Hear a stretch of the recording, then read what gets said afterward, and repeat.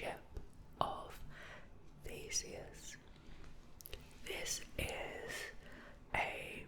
I believe it's a mythological story of some kind that has been turned into a modern thought experiment based on the idea of identity. From my understanding, the basic premise is you have a ship, you replace it piece by piece, then with all of its original components you make another ship. Which ship has the identity, or should be considered the original ship, or which ship is the ship?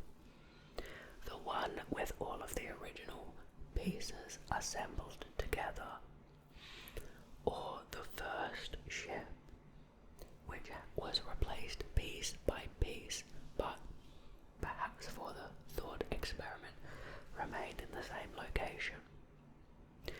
I'm sure that there is much more to learn, so I hope that garnered your interest, and let's learn a little bit more together today. I hope to find out its origins.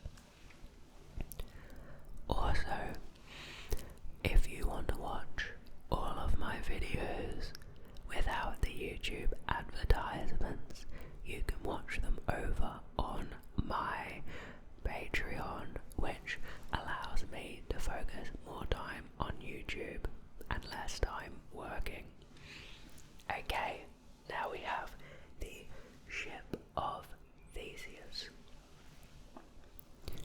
The Ship of Theseus, also known as Theseus's paradox, is a paradox and common thought experiment about whether an object is the same object after having all of its original components replaced over time, typically one after the other. In Greek mythology, Theseus, the mythical king of the city of Athens, rescued the children of Athens from King Minos after slaying the Minotaur, and then escaped onto a ship going to Delos. Each year, the Athenians would commemorate this by taking the ship on a pilgrimage to Delos to honor Apollo. A question was raised by ancient philosophers: if no pieces of the original made up the current ship, was it still the ship of Theseus? Furthermore, if it was no longer the same, when had it ceased existing as the original ship? Thomas Hobbes raised the further question of how to consider a second ship that had been built entirely from pieces removed from the original. That is a fantastic contribution to the thought experiment. I've yet to read Thomas Hobbes' writings. I believe I have a copy of Leviathan by Thomas Hobbes, so perhaps I will make a book review video on that in the future. In contemporary philosophy, the thought experiment has applications to the philosophical study of identity over time. Within the contemporary philosophy of mind, it has inspired a variety of proposed solutions and concepts regarding the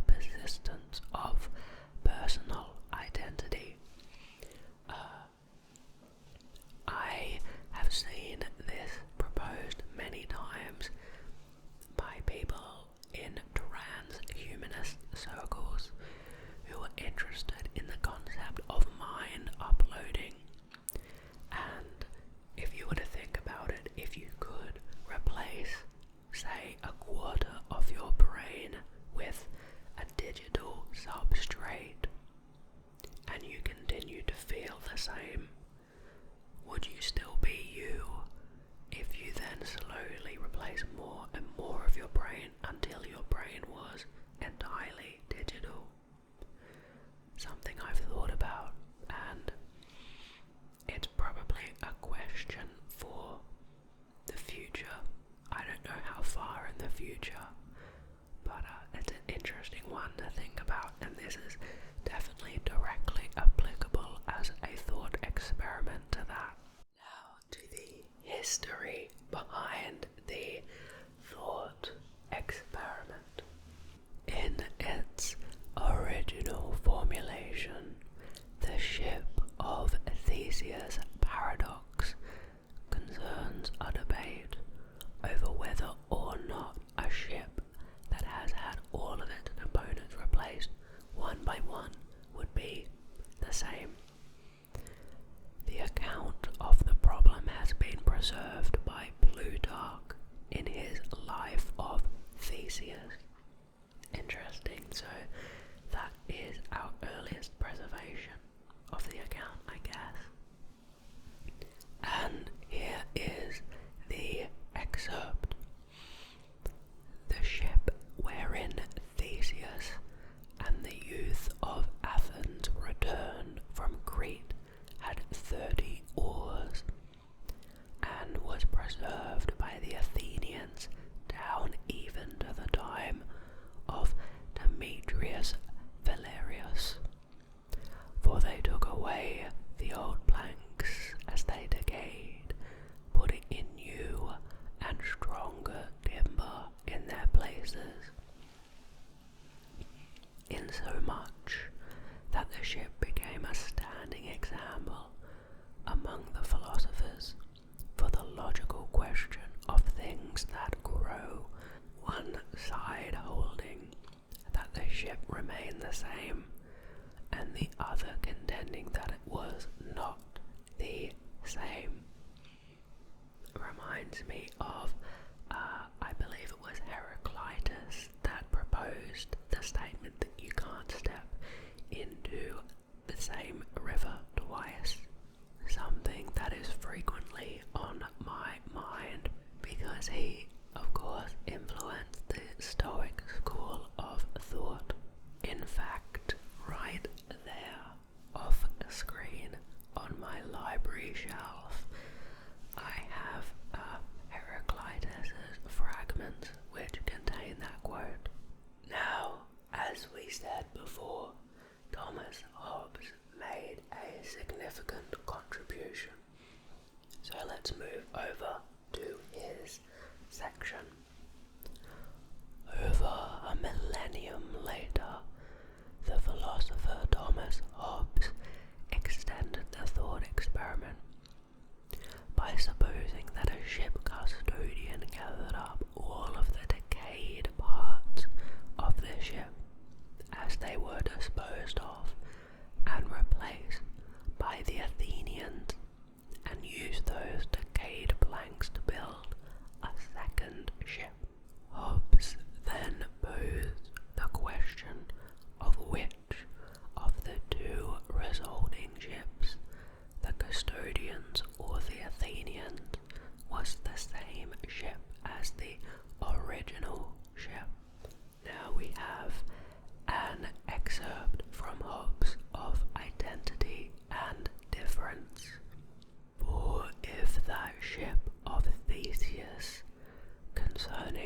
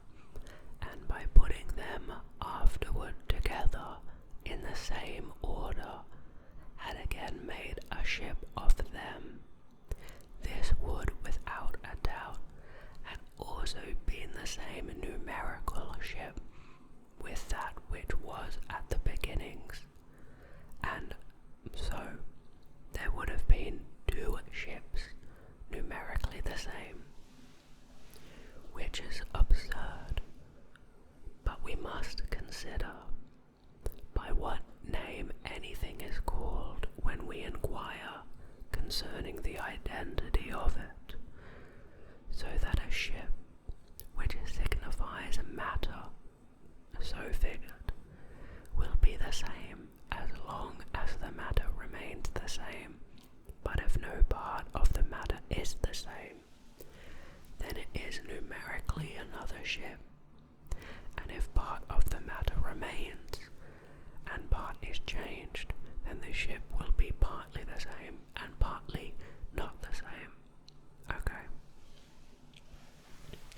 Hobbes considers the two resulting ships as illustrating two definitions of identity or sameness that are being compared to the original ship. One, the ship that maintains the same form as the original, that which persists through complete replacement of material, and two, the ship made of the same matter, that which stops being 100% the same ship when the first part is replaced. Now to proposed resolutions of the paradox. This is interesting to me, as I've never really heard solutions aside from the solution being that you should classify which ship based on the definition which best suits your needs. So what other solutions are there? The Ship of Theseus paradox can be thought of as an example of a puzzle of material constitution that is a problem with determining the relationship between an object and the material of which it is made.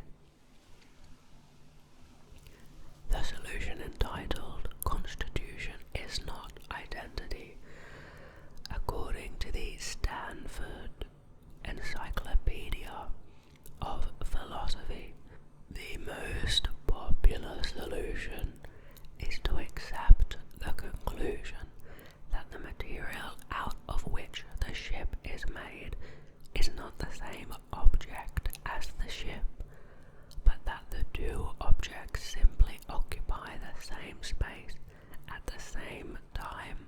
Interesting. Then temporal parts. Another common theory put forth by David Lewis is to divide up all objects into three-dimensional time slices which are temporally distinct. This avoids the issue that the two different ships exist in the same space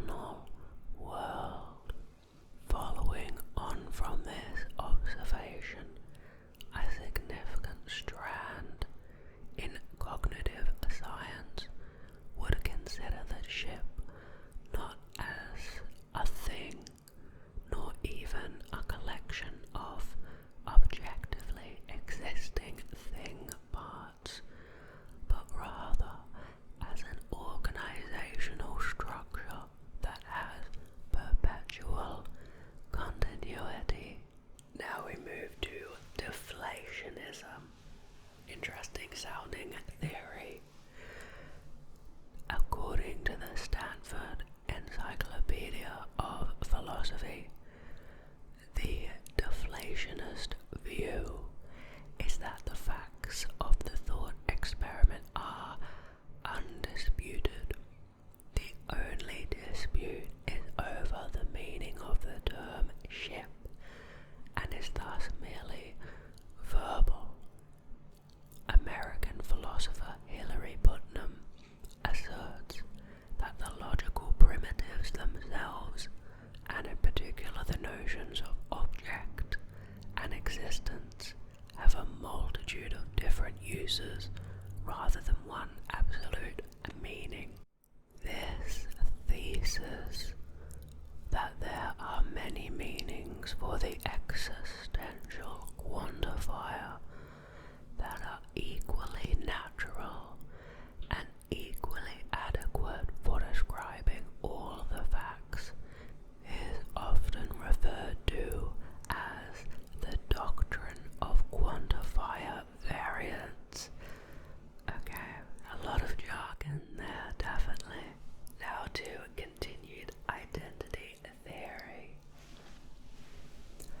This solution, proposed by Kate Ernest et al., sees an object as staying the same as long as it continuously and metaphysically exists under the same identity without being fully transformed at one time.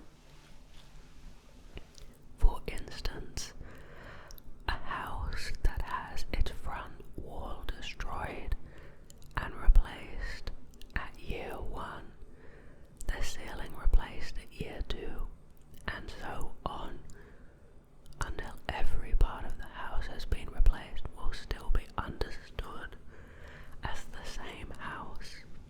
However, if every wall, the floor and the roof are destroyed and replaced at the same time, it will be known as a new house. That is an interesting point. So I guess there must be a percentage where people would make that jump, because if you want to knock down 95% of the house, I would argue most people would still consider that a new house. But how about 50%? What if you knock down half of the house? That's interesting. That theory definitely has some merit, but hard to see where you draw the line. Now, lastly, we move to alternative forms of the paradox. I think I'd like to hear some alternate forms.